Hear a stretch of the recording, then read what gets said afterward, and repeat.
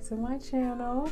I'm Eritic, and over here we talk about spirituality, healing, and sometimes we do crafts because it just be a lot going on, as we already know.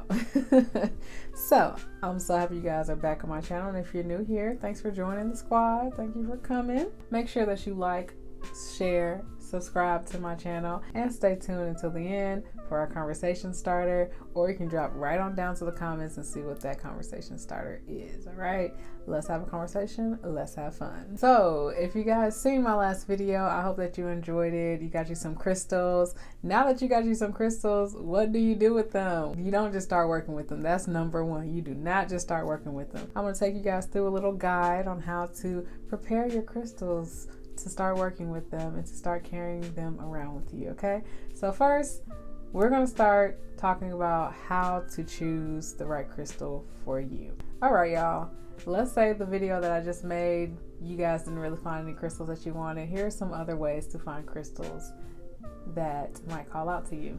Number one, you can flip through a book and see which ones call out to you, or you can let spirit tell you what you need to do. Just flip through it a couple times. You don't choose the page, you see where it lands, you read what it's about, and boom, you got you a new crystal. And it might pertain to your life, or you might feel like it doesn't pertain, but you never know what spirit is trying to tell you. So I would just say get the one that it flips out to.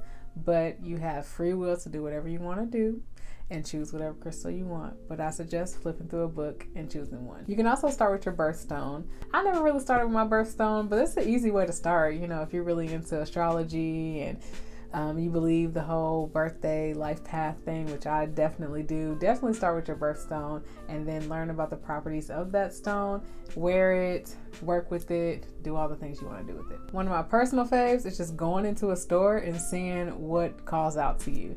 You can just walk around, stick your hand in some buckets of different stones, see which ones you get a tingling little feeling for, which is technically energy being transferred between you and that stone.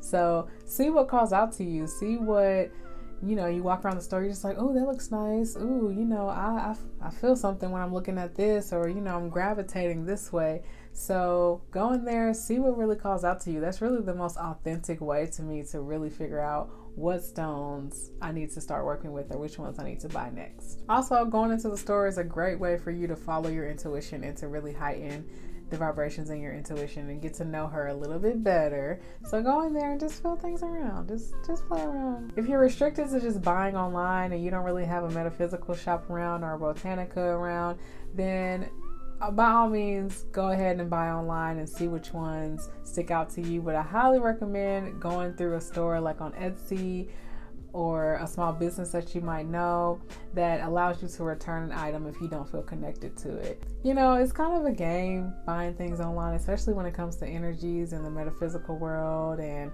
just esotericism in a whole. You know, you really want to make sure that you're feeling that and feeling the vibrations. But if you have to buy things online, especially because you just can't find that stone in the store, then by all means do that. When you're going to find a crystal, make sure that you have tuned into your higher self. Make sure you have meditated. Don't go and buy things just because they look pretty. We don't want to just be spending money on things that just look nice, okay? I mean, we do, but when it comes to crystals, there's just so many great properties. And if you're going to buy something that looks pretty, at least learn about what it's going to do for you so you can get a 2-for-1 deal. We love a bargain over here. Another great way to receive crystal and get the right crystal is something that has been gifted to you. So let's say someone gave you a ring or a necklace, a bracelet, whatever they're trying to give to you. That's a great way to accept a gift that has probably come from spirit. Like someone told that person, hey, this person really needs this, buy that for them, gift this to them. So take it, please take it, okay? Let's get right into cleansing your crystals. When you first get crystals, you have to clean them, and that's physically and metaphysically. You want to make sure that if you get any piece of jewelry from someone or someone just gifts you a crystal, you go and buy a crystal from a store or online, you make sure that you cleanse this crystal along with other things, but start with cleaning. There are 3 crystals, to my knowledge, I'm pretty sure there's more, but there are 3 main crystals that don't necessarily need cleaning. They never need cleaning, they're self-cleaning, and you can just buy these and charge and program them, but you don't have to worry about cleaning them. So we have citrine, we have kyanite, and then we have azeztulite. So those are your self-cleaning crystals. You get any of those, you don't have to worry about cleaning them. They don't clean other crystals, but they clean themselves. Now there are two crystals that don't self-clean, but they clean other crystals. That is clear quartz and cornelian. And when I say cleaning and cleansing, I mean that it erases the energies already on these crystals, and it gives you a blank slate to reprogram and charge this crystal with your own energy and your own powers and intentions. So let's talk about how to physically cleanse your crystals.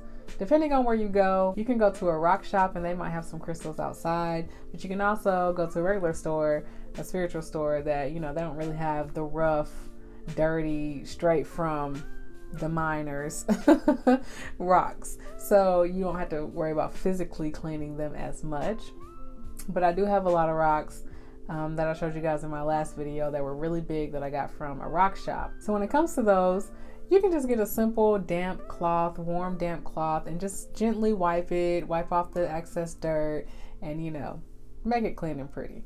But if it's like super, super dirty, like you might have minded yourself, it's just dirt all on it, you can think about doing like a light wash over them, a light flow of water, but you have to be very careful with your delicate and fragile ones because they will crack underwater, under flowing water, under too hot or too cold water. So you have to be very careful and look up that specific stone's properties to make sure that you're not going to mess up your precious stone you just got. When it comes to metaphysically cleaning your crystals, this is my personal phase. This is what I do with most of my crystals that aren't delicate and fragile. You're going to hear me say that a lot because you have to be. It's just like washing clothes, y'all. You don't necessarily put your delicates in the dryer. Let's put it that way. You don't necessarily always wash your delicates in the machine washer either. Sometimes you hand wash them, just depending on the fabric, depending on the property of that clothing piece. So think of that when you're doing that with your crystals. So for the ones that aren't clustered and aren't fragile and delicate, I like to put them under running water, and it's literally a cleansing because the water is flowing through it, but also the water is running off any energies that you no longer want on that crystal. You can hold them under running water, let that water just flow through your fingers, out through the crystals. And while you're doing this, you can visualize and hold intention for all negative energy to leave this crystal, leave this stone, reset the energy of this crystal so that you're able to restore it with your energy. If you don't want to do the stream of water, letting it flow through, you can also immerse them in seawater or salt water. Whichever one you got. If you got seawater, that's the ultimate. The ultimate treatment to the crystals because it's coming from the earth, so why not use seawater? But like I said, you have to be careful with seawater and salt water because the salt in the water can definitely start to break down some of your minerals. So there's so many freaking crystals out there, I cannot tell you exactly which ones it's going to break down, but I do know for a fact that I had a lepidite that was tumbled and very smooth, and I put it in salt water and it started to fizzle a little bit, and I was just like, no, this is not what I wanted. I thought the tumble ones could go in the salt water. Not all tumble ones can go either, so you really need to do your research, or it might just take some experimenting. That's what I had to do. So pretty much any stone that is tumbled, fragile, delicate, whatever, can be put in a bowl of rock salt or sea salt. So you can leave that in the bowl overnight, or you can leave it in for a few hours. It's really your preference, okay? I don't go by anyone's book. I just look at the book to get a tip, and then I do it my own way. So however long you want to do it, visualize the energy is leaving and you're cleaning your crystals. That's all we need to know. But if you do choose to leave them overnight, just beware, once again, that some crystals will start to tarnish and start to break apart if you leave them in salt for too long. So make sure that you remove all excess salt, all of the remnants and residue left on the crystals before you decide to go and start programming it and charging it up, because they will start to diminish your crystals. And we don't, they charging an arm and a leg nowadays for these crystals, and we don't want them to just dissipate. Okay, well, let's say you don't want to use water at all, you don't want to use salt at all. You just like, girl, you didn't said my crystal's gonna dissipate, so why would I want to use that? So let's say you don't want to do that. You can do something as simple as using your breath. Very simple. Taking deep inhales and exhaling out intentions that you want to put into your crystals, along with blowing away all of their negative energy and all the energy that they have on them. You can inhale, exhale the intention of removing all energies and resetting your crystals. Another thing you can do is something that I actually do while I am running my crystals under flowing water. Visualizing a white light or a sphere around all of your crystals in your hand or whatever you're letting them flow through in a bowl, whatever that may be. When you're doing this, make sure that you are grounded yourself. So, before you even clean your crystals, make sure you have meditated and you have connected with yourself and you are grounded, or you went outside and planted your feet on the grass and the earth to really ground yourself. But you want to make sure when you're holding your crystals and visualizing this white light and sphere around it, that your feet are planted on the ground, you are fully grounded, fully secure, and you envision your crystals shining and glowing inside of this white sphered light that is just so beautiful and magnificent, and they're just basically glistening in your face. You can smudge it with a smudge stick. I have to be honest, I don't use smudge sticks as much, but different ways you can get smoke and air, because air is, smoke is considered an air element, so you can use air as well. Is Palo Santo sticks. I love a Palo Santo stick. Okay, Palo Santo is what sage is to everybody else to me. Okay, I love Palo Santo. Incense.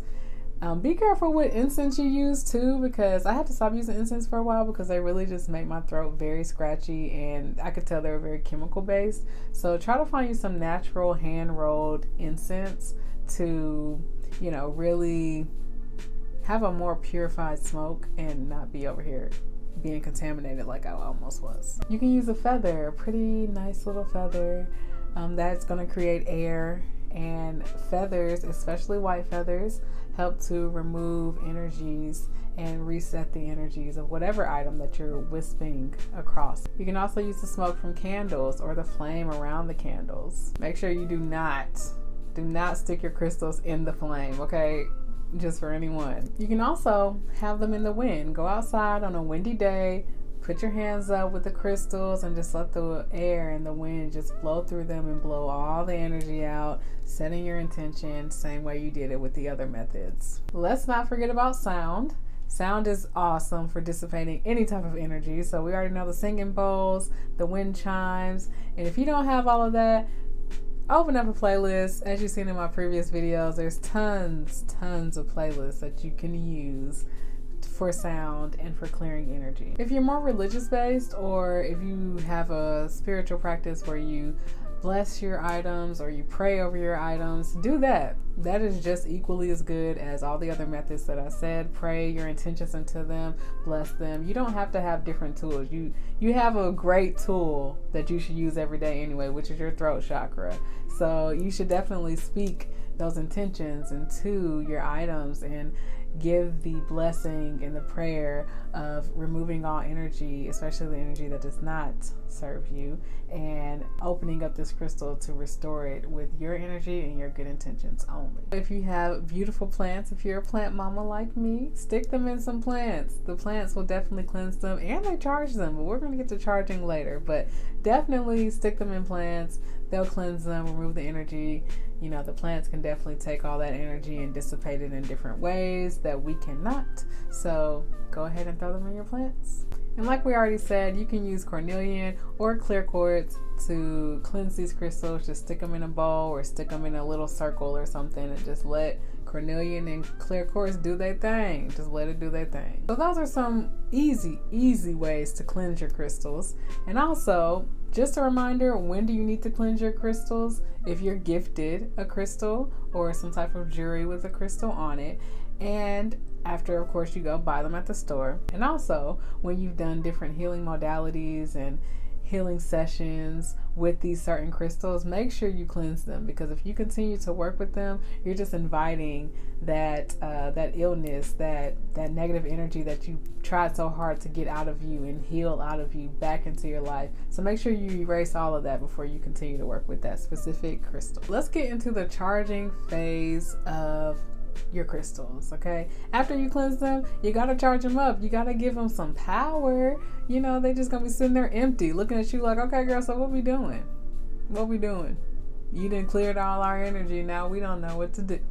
The first thing you can do is charge them in the sun. The sun loves us and we love the sun, but you gotta be careful, because some of them will fade in the sun. You can place them in your windowsill or outside. If you have your own space, please, by all means, throw them outside. Don't keep them out there for too long though, just a few hours. You don't want them to get extremely hot, number one, and you don't want them to fade if they are ones that might fade. Another fave that a lot of people love to do is moonlight. I don't get to do that one as often because I live in an apartment where literally every time there's a full moon, it's behind me and I only have one window back there and I can never see the moon. It's like blocked by a whole bunch of buildings. So I have to physically leave the house and go sit somewhere and charge them. And I'm not going to be out the house that long to charge them, because I would at least want to charge them for like 24 hours under the moonlight, or at least throughout the night. Not 24 hours, but throughout the night, you know, and especially on the full moon. That's the main time that people really want to charge their crystals under the moonlight, is under a full moon. It has the most energy, and she's really giving us a lot of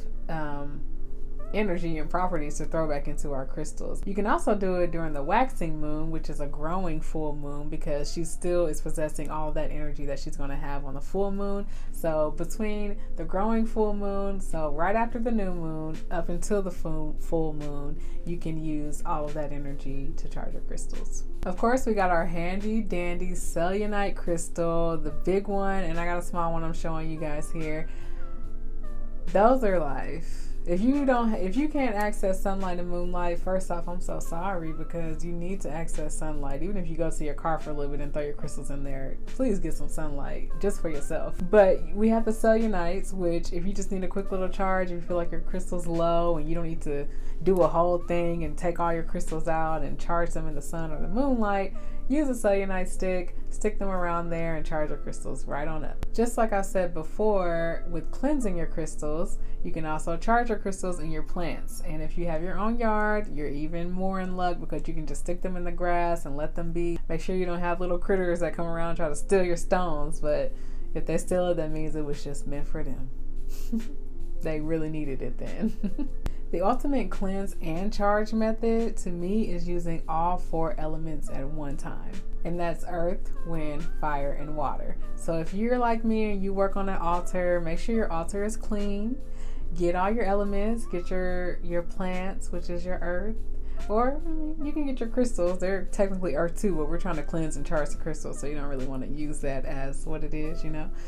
Get your plants, and if you don't have real plants, if you have a fake plant, that works too. It's all about what your intention is here. Get air, which is your incense, a feather. If you got the windows up, you've already invited air in. Water, get you a cup of water. And fire, get you a nice little white candle for purification.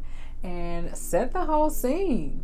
Get it popping. Set the whole scene and allow for your crystals to absorb all that. Speak your affirmations and your intentions into your crystals as you're charging them up, and let them sit there all day if you want, and they'll just charge up with your energy that you've been working on with your altar. It's actually a really good way to cleanse and charge. So if you want to do 2 birds in 1 stone, definitely hit up the altar with your elements. All right, y'all, after you're done cleansing and charging and going through all these methods, the last step that you need to work on is programming your crystals. You need to have them programmed to your energy only, and have them work in the ways that you need them to work for you. This is really the only way that I program. If you have other tips, let me know down in the comments, but if not, totally get it. This is the only way that I do it. I get my crystals, however many I can fit at that moment.